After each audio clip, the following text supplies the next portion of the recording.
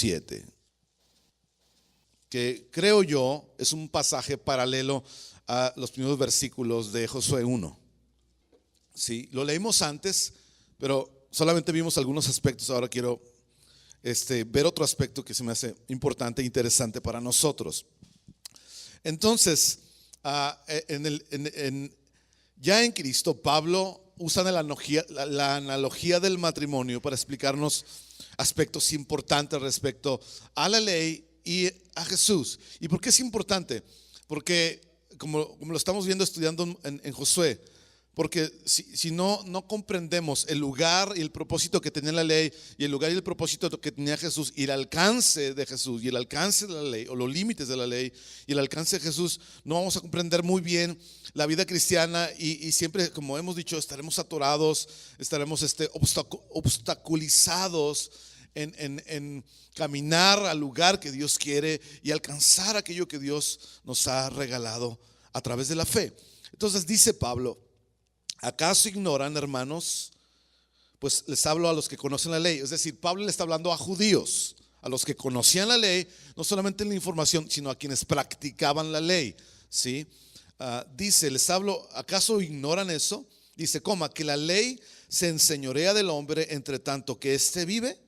Ellos no lo ignoraban, ellos sabían que la ley tenía su vigencia y que mientras tú vivías, tú estabas sujeto a esa ley, ¿verdad? Y dice, porque la mujer casada está sujeta por la ley al marido mientras éste está vivo. Pero si el marido se muere, ella queda libre de la ley del marido. Así que si en la vida del marido se uniere a otro hombre, será llamada adúltera, porque comete adulterio. Pero si su marido se muere, es libre de esa ley, de tal manera que si se une a otra persona, ¿qué dice?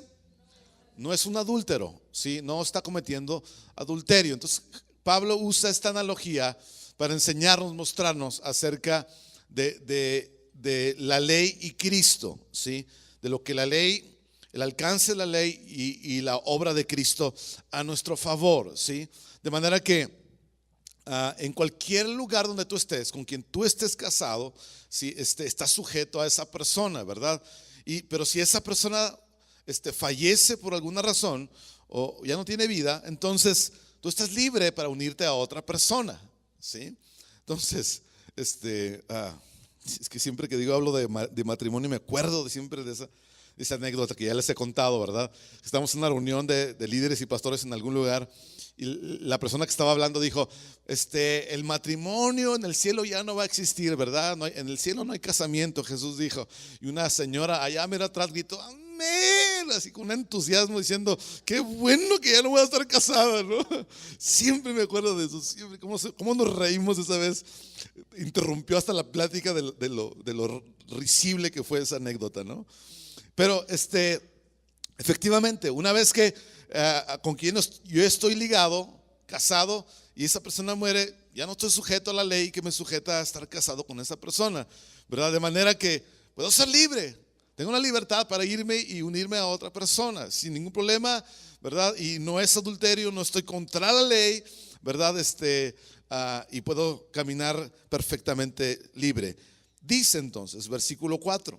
Así que ustedes, hermanos míos, ¿sí? Habéis o han muerto a la ley mediante, ¿qué cosa hemos muerto a la ley?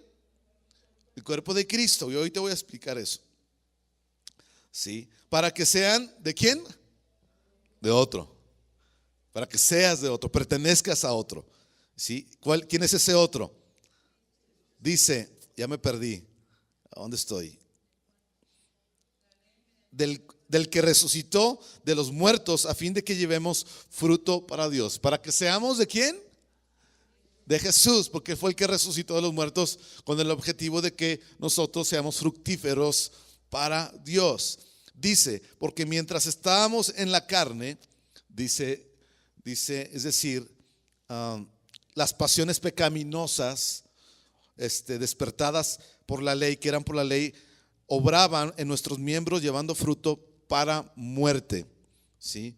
Pero está hablando acerca de la ley de Moisés. Pero ahora estamos libres de la ley por haber muerto para aquella en que estábamos sujetos, ¿sí? O que nos ataba, de modo que sirvamos bajo el régimen nuevo del Espíritu y no bajo el régimen viejo de la letra o el arcaísmo de la letra. Bien, entonces Pablo usa esta analogía para presentarnos, compararlo con la ley y con Cristo, ¿verdad? Entonces, evidentemente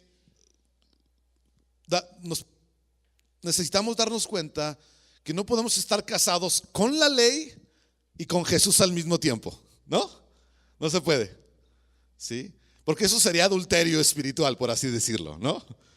Es imposible. ¿Cuántos saben que la gente que vive en adulterio nunca funciona? Bueno, ¿cuántos saben? Pregunté como si estuviera estado en adulterio, ¿verdad? Pero ¿cuántos han oído historias de que la gente que vive en adulterio, verdad que eso es un desastre siempre? ¿A poco no? Porque están tratando de quedar bien con este y con el otro, ¿a poco no? Le da el chivo a una y le da el chivo a la otra, ¿no? Y tiene hijos aquí y tiene hijos acá. Y le dan cachetadas acá y le dan cachetadas acá. Y es imposible aguantar, ¿no? Es imposible vivir de esa manera. Por eso Dios nunca se equivoca respecto a eso. Entonces, no podemos, hablando espiritualmente, dice Pablo a los judíos y a nosotros, no podemos estar ligados a la ley, ¿sí? Ni a Jesús al mismo tiempo. No podemos vivir entre dos personas diferentes, entre dos sistemas diferentes. Acuérdese, la ley tenía como objetivo, ¿sí?, a través del cumplimiento de las reglas, congraciarse con Dios, ¿sí? Ese es el sistema de la ley. Los judíos guardaban, practicaban la ley tratando de congraciarse delante de Dios. La pregunta es, ¿pudieron? No pudieron. Ahora, está Jesús y Jesús dice, tú te puedes congraciar con Dios, con el Padre a través de mí. Entonces, es otro sistema, ¿sí? Entonces, ningún ser humano puede vivir entre esos dos sistemas, ¿sí? Aunque a veces tenemos ratos en que fluctuamos de un lado para otro. A veces empezamos en la fe en Cristo, pero luego con el paso del tiempo estamos tratando de ganarnos a Dios sobre la base de esfuerzos nuestros, ¿verdad? Y luego a veces regresamos a la fe en Cristo otra vez y así fluctuamos a veces en temporadas de nuestra vida, ¿sí? Pero técnicamente, legalmente, tú no puedes estar unido a uno y al otro. ¿Estamos de acuerdo? No funciona. O estamos casados con la ley y las reglas para congraciarnos y practicarlas para congraciarnos delante de Dios, o estamos casados con Jesús, ¿sí? Entonces no podemos vivir en ambos lados, no se puede vivir en ambas casas, ¿no? Entonces, ¿cuántos quieren estar casados con Jesús?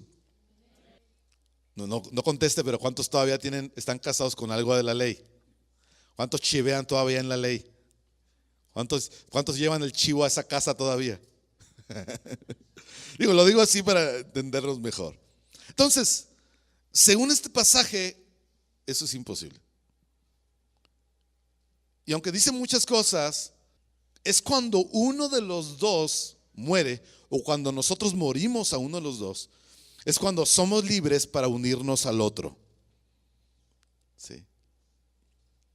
Si están vivos los dos, entonces uno necesita morir para que yo quede libre y unirme a una de las dos personas, a uno de los dos sistemas, ¿sí? De manera que no somos libres realmente hasta que uno de los dos ha muerto, o alguno de los dos yo he muerto. Entonces, lo voy a decir en este vocabulario para que entendamos bien el pasaje, porque a veces los términos que usa Pablo están un poquito rebrujados. Pero lo que está tratando de decir Pablo es que la manera en que matas, cuando matas a uno, estás dándole vida al otro o vives para el otro. Es decir, si tú vives para uno o le das vida a uno, matarás al otro, ¿sí? Y dice el versículo 4, hermanos míos, habéis muerto a la ley, ¿sí? Uno ha muerto. Ustedes han muerto a la ley. Repito, si uno le da vida o uno vive para uno, entonces estoy matando al otro, he muerto al otro, ¿cierto? Es decir, he roto relaciones, ¿sí?, con la otra parte. Ya no estoy en los dos lados. Si estoy viviendo para uno solo. ¿Sí? De manera que si tú le das vida a la ley, es decir, si tú vives para la ley, que lo voy a poner de mi lado izquierdo, derecha para ustedes. Si tú le das vida a la ley o vives para la ley, guardando las reglas, quiere decir que estás salvándote a ti mismo por medio de tus esfuerzos y méritos. ¿Sí? Por lo tanto, matarás a Jesús, cortarás con Jesús, morirás a Jesús. ¿Por qué? Porque tú has escogido, ¿sí?, ser tu propio salvador. ¿Cómo? Por medio de tus esfuerzos y méritos. Y eso hará que tú dependas de ti mismo. ¿Sí? Esa es la trampa del sistema que la ley ofrecía. ¿Sí? Que tenía sus objetivos y propósitos que hemos visto antes, pero el punto es que dependes de ti mismo para congraciarte delante de Dios, sobre la base de lo que tú puedes hacer, ¿sí?, de los esfuerzos, de los méritos, de la obediencia a la ley, de la obediencia a las reglas, de cumplir con aquello, y todo depende de ti para que tú puedas estar bien, entre comillas, delante de Dios. Por eso decimos que tú eres tu propio, has escogido ser tu propio salvador. Te salvas a ti mismo. Ese es el sistema de la ley, ¿sí? Eso es si tú le das vida a la ley, si tú vives para la ley. Ahora, si tú le das vida a Jesús o vives para Jesús, ¿cómo? Haciéndolo tu salvador por medio de la fe en su sacrificio y resurrección, entonces matarás a la ley, o morirás a la ley, o cortarás con la ley. ¿Sí está conmigo? El amén soy yo como muy flojo, entonces se me hace que lo estoy reburujando. Entonces, si escoges a Jesús como Salvador por medio de la fe, entonces estás muriendo a la ley, estás matando a la ley. Porque has escogido a Jesús ser tu Salvador, por lo tanto, ¿dependes de quién? De Él. ¿Dependes de Jesús? Ya no depende de tus esfuerzos, sacrificios, de tu iniciativa o capacidad para obedecer o no, dependes de Él. Entonces me encanta cómo lo pone Pablo, porque me dice, si tú mueres a uno, si tú vives para uno, estás matando al otro, muriendo al otro. Y eso es fantástico. Ya no hay adulterio, ¿sí? Por eso Moisés murió, porque Moisés y Josué no podían coexistir, en el sentido de introducir proféticamente al pueblo de Israel, al pueblo de Dios, a los propósitos y las bendiciones prometidas por Dios. No podía, ¿sí? Y por eso es Josué el que lo hace, y Dios en su propósito así lo estableció. Entonces no tenemos opción, mi hermano. Dígale a su vecino, no tenemos opción. No hay opción, Vicente. No podemos vivir con dos personas a la vez. No puedes un poquito de la ley, hola, ¿sí? Y un poquito de Jesús, ¿no? Un poquito de Jesús el domingo, de que, ay, qué padre, sí, Él es mi roca y yo estoy fuerte en Él. Y el resto de la semana, un poquito tratando yo de quedar bien con el Señor, ¿verdad? Para no sentirme culpable y sucio. No podemos, no tenemos esa opción. No podemos tampoco matar a los dos a la vez.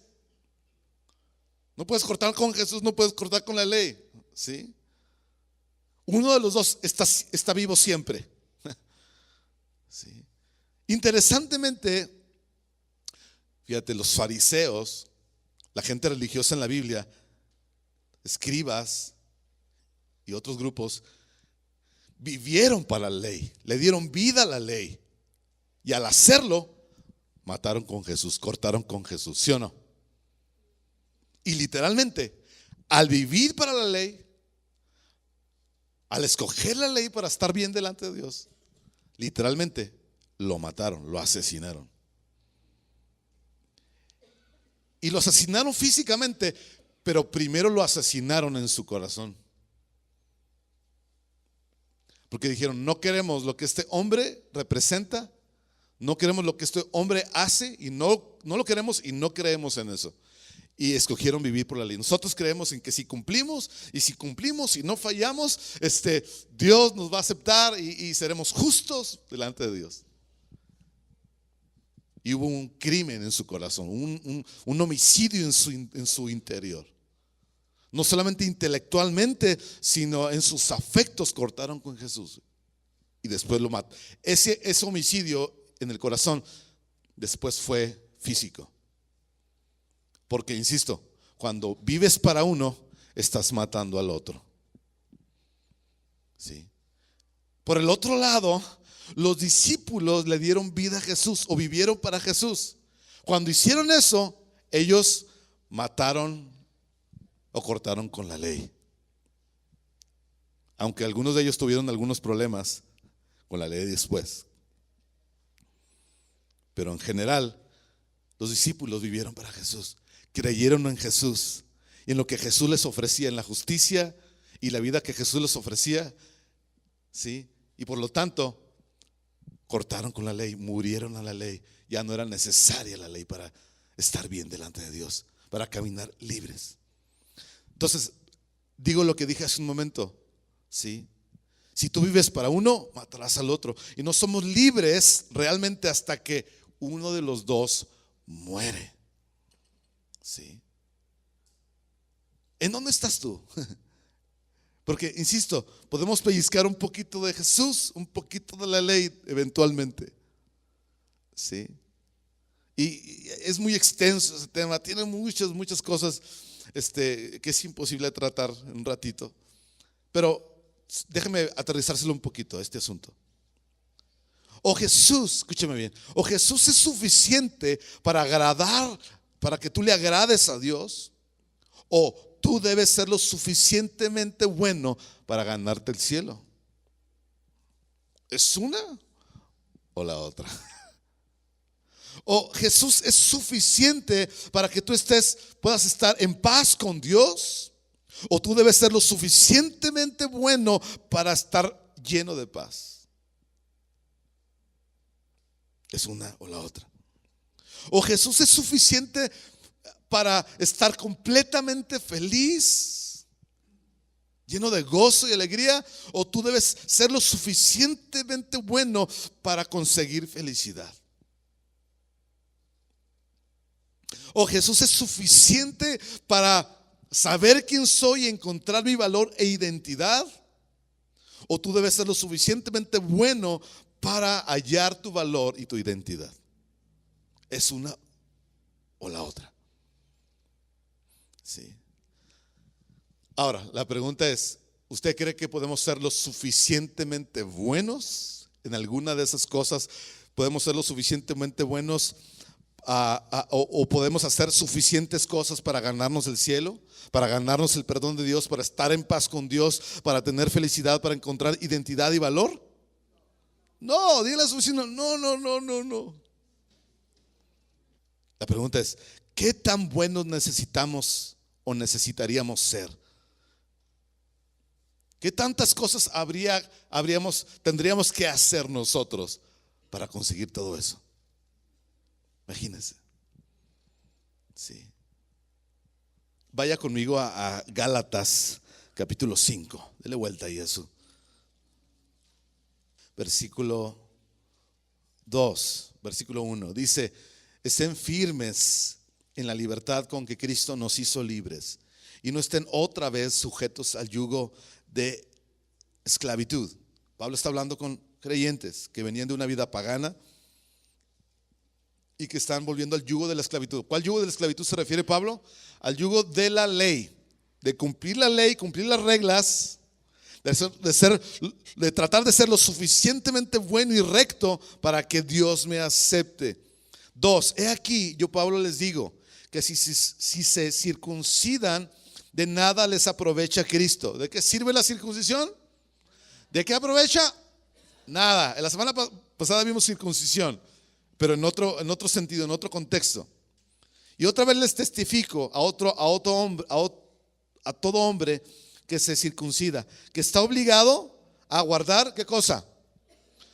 El que está tratando de ser suficientemente bueno y recto, está sujeto y está obligado ¿a qué? A cumplir con toda la ley. Claro, conmigo, toda. No poquito, no 2, 3 cositas. toda la ley está obligado. ¿Sí? O sea, le vuelvo a hacer la pregunta: ¿qué tan bueno necesitas ser tú para todo lo que dijimos? Muy bueno, muy recto, ¿no? Sí, 300, 600 mandamientos, imagínense, ¿no? Ahora, dice: de Cristo se desligan o rompen con Él los que por la ley están tratando de ser justificados, y de la gracia se han caído, se han apartado. Dice: pues nosotros por el Espíritu aguardamos por la fe la esperanza de la justicia. Dice, bueno, ya va cambiando de tema, porque dice: porque en Cristo Jesús ni la circuncisión vale algo, ¿sí? Ni la incircuncisión, o sea, a no ser judío y ser un pagano, sino la fe que obra por el amor. Entonces, qué interesante, como Pablo lo plantea. Déjeme leerle un par de cosas, ¿sí? Porque mire, Pablo dice: ni ser un judío que está tratando de guardar, de ser muy bueno, muy recto, sirve, vale de algo, vale, yo diríamos en mexicano, vale queso. No sirve. Pero tampoco la incircuncisión, o sea, vivir de una manera desenfrenada, loca, pagana, tampoco eso sirve para nada. Pablo lo que está diciendo es que ambas situaciones conducen a la misma esclavitud espiritual. Por eso dice: sean libres, en el versículo 1. Permanezcan en la libertad. Porque miren, bajo la circuncisión, los de Gálatas van a experimentar otra vez un montón de ansiedad, de culpa y la vida atribulada que antes conocieron. Y fíjese lo fuerte de esto. Cuando tú tratas de ser muy bueno, muy recto, ¿sí? Nunca vas a estar seguro de ser lo suficientemente bueno. Nunca.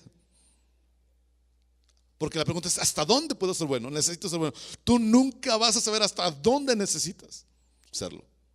Y eso es terrible. Eso es vivir con un montón de ansiedad, con un montón de temor, un montón de rollos en la cabeza y en el corazón. Y tu vida siempre va a estar basada tanto en el temor como en el orgullo. Porque como nunca sabes hasta dónde estar seguro de que hasta dónde necesitas ser bueno, tienes un montón de miedo a equivocarte.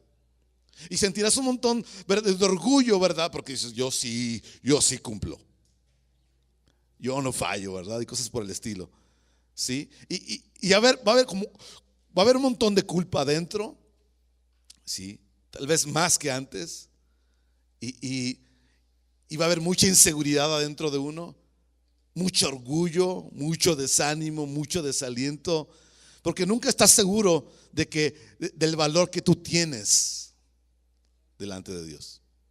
Y hay una inseguridad terrible, temor terrible, culpa terrible y orgullo al mismo tiempo. Es como que es irónico, ¿no? Temor por un lado que te hunde, culpa que te hunde, y orgullo por el otro. ¿Sí? Por eso los fariseos en parte y los religiosos entregaron a Jesús a los romanos. Tenían miedo de Jesús. Les atemorizaba que este tipo les fuera a quitar el changarro. Y le tenían envidia. Era puro miedo. No, échatelo, porque mucha gente lo está siguiendo. Y ahí iban a la iglesia de Jesús.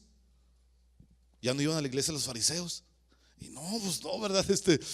Vamos a deshacernos de este tipo. Un montón de miedo, un montón de culpa, porque se sentían menos. Porque nunca serás suficientemente bueno y nunca vas a hallar tu valor ahí. ¿Sí? Y por otro lado, eran bien orgullosos, ¿a poco no? Extremadamente orgullosos y pedantes y cara alzada, y nosotros, esto es lo que somos, y presumían acerca de eso en cada oportunidad que tenían. Qué ironía. Miedo, culpa por un lado y orgullo y soberbia juntos. Es una bomba en el corazón de una persona. Y esa persona siempre tendrá ansiedad. ¿Usted cree que una persona tenga así paz? No, ¿Usted cree que tenga descanso y reposo en su interior? Nunca. Sí, jamás. Y entonces dice el versículo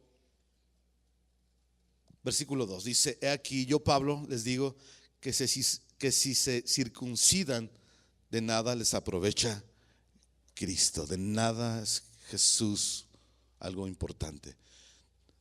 Yo le digo lo siguiente: o Jesús te sirve para todo, o Él no te sirve para nada. ¿Sí? O vives para Él a través de la fe y dependes de Él, o Jesús no te sirve para nada. ¿Sí? Y dependerás de ti mismo. ¿Sí? O permito que Él me redima y permito que Él gobierne mi vida y confiaré en Él en la vida, o voy a confiar en mí mismo, ¿cierto? Porque dependo de mí. Sí. Y es importante que nos demos cuenta el valor de quién es Jesús, lo que Él ha hecho y lo que nosotros somos en Él. Porque si nos damos cuenta, Él es todo, Él es suficiente y es todo, y Él me sirve para todo, o realmente no me sirve para nada. No puedo pellizcar un poquito de aquí y un poquito de Él. No se puede. Sí. Y Jesús, ¿verdad?, nos ofrece esa libertad que la ley, que el sistema de ley no puede ofrecernos. Y yo no sé usted, yo quiero estar casado con Jesús. Yo quiero estar ligado con Jesús. Usted, lo que Él ofrece es fantástico. Es libertad real. Sí. Es paz genuina. Porque Él es suficiente para que nosotros podamos agradarle a Dios. Él es suficiente para que nosotros podamos estar en paz con Dios. Él es suficiente para que nosotros seamos completamente felices. Él es suficiente para que nosotros sepamos quiénes somos, nuestra identidad y nuestro valor. Él es suficiente. Amén. Fuera de Él, no. Fuera de Él hay ansiedad, intranquilidad y muchas cosas pasando adentro de uno. Sí. Sabes, la fe tiene una función importante. Hebreos 11:6 dice: porque sin fe es imposible agradar a Dios. ¿Qué hace la fe? Agrada a Dios, complace a Dios. Sabes, la obediencia, la fe tiene una función importante en un creyente. Una vez que tú vives para Jesús. Pero escucha bien, la fe no puede hacer que Dios te ame más.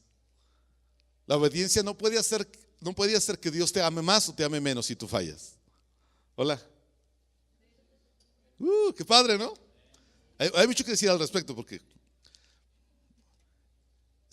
la fe, la obediencia bien entendida, no puede hacer que Dios te ame más o te ame menos. ¿Cuál es la función de la fe y la obediencia en un creyente?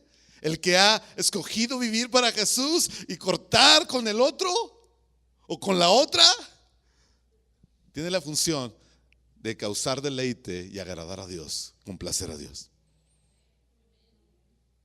Por eso es importante fe y obediencia, pero no para tratar de volverle un sistema, para tratar de estar bien delante de Dios, para estar en paz y identidad y demás. Fe y obediencia, bien entendidos, funcionan para que tú y yo traigamos deleite, placer y agrademos a Dios. Esa es la función de la fe y la obediencia. Lo expliqué antes de otra manera, pero creo que esta también vale mucho decirlo. ¿Sí? Piensa en Jesús. Jesús funcionó y fue obediente, fue un hombre de fe, pero una fe y una obediencia bien entendida.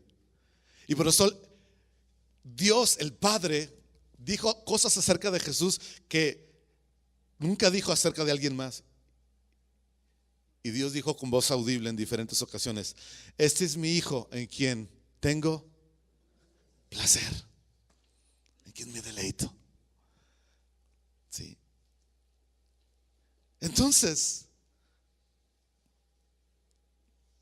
por fe y a través de la fe nos unimos y nos casamos y vivimos para el Señor. Y a través de fe y obediencia nosotros vivimos para agradarle, para deleitarle, no para otra cosa.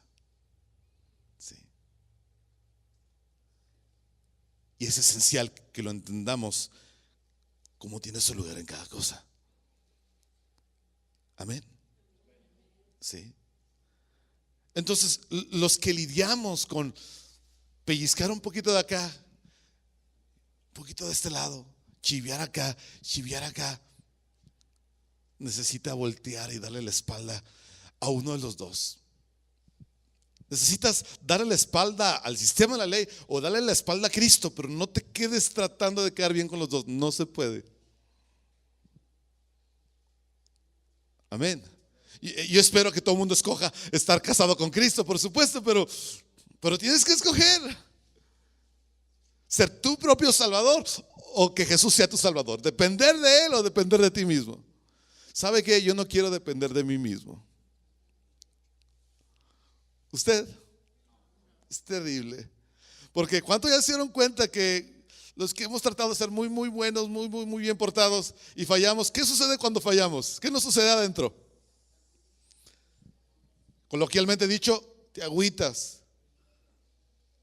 Psicológicamente dicho, te hundes. ¿Qué más? ¿Qué más pasa en ti, en tu interior? Te enojas contigo mismo. No soy suficiente. Yo no nací para ser cristiano, ¿verdad? No, nunca seré lo que Dios quiere. ¿Cuántos han dicho o pensado eso de sí mismos? Fíjate cómo funciona el sistema de la ley. Hay gente que luego dice, ¿sabes qué? Mira, yo tengo este vicio, tuve este problema. El día que yo quiero, lo dejo.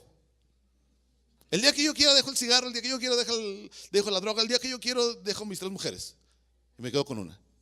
¿Cuántos han escuchado gente decir eso? Dice, así somos los adictos a cierta cosa. El día que queremos le ponemos play a pausa al asunto. El día que queremos despausarla o ponerle play, lo hacemos. Es decir, cuando yo pueda, cuando yo quiera, lo dejo. Cuando yo quiera, lo vuelvo a tomar. Esas son declaraciones atrevidas de corazones sinceros que están dependiendo de sí mismos. ¿Sí me explico? Todo depende de lo que ellos puedan hacer, no de lo que Él ya hizo a nuestro favor. ¿Sí? De manera que cuando estas personas despausan su vida de adicción a lo que sea, se hunden. Y culpa y condenación y no, yo no vuelvo a ir a la iglesia, yo no sirvo para esto, ¿verdad? ¿Cuántas veces le he fallado al Señor? Y todo apunta, todo depende de mí. Sí. Todo depende de mí. Y yo, no creo en el divorcio, pero en esta clase de divorcio, sí. Yo quiero divorciarme de la ley. ¿Usted? No quiero depender de mí. Quiero depender del Señor. Porque Él sí es perfecto. Él es suficiente. Insisto, porque si Él no es suficiente en todos los aspectos de tu vida, escúchame bien, entonces tú tendrás que salir y, como decimos coloquialmente los mexicanos, rascarte con las 20 uñas. Y hazle como puedas, Luis. Y hazle como puedas, Mauricio. Y hazle como puedas. Ráscala con tus 20 uñas a ver cómo le haces. Y no, siempre será un fracaso. Siempre será un fracaso. Y por eso nunca hay paz, nunca hay reposo. Por eso poca alegría a veces. ¿Sí me explico? Porque nunca es suficiente, nunca. Pero si volteo y digo, Jesús es suficiente. Oh, qué gozo, qué alegría, qué paz tengo. Amén. Sí. Y nunca va a quitarse, nunca va a disminuir, porque Él siempre es justo, siempre es bueno, siempre es suficiente, siempre es perfecto. Amén. ¿No le emociona? ¿No le emociona eso? Entonces, ¿cuántos están listos para firmar la carta de divorcio? ¿Cuántos están listos para dejar de chivear a dos casas? Voy a hacer la pregunta necesaria y honesta. ¿Cuántos batallamos con un montón de culpa? ¿Cuántos batallamos más o menos con algo de culpa? Todos tenemos alguna dosis de eso, ¿verdad? Ahora, ¿cuántos expresamos poca alegría, poco gozo y tenemos una medida muy pequeña de paz? Y vivimos con mucha ansiedad, muy preocupados. Quiero presentarte a Jesús. Jesús es suficiente. Amén.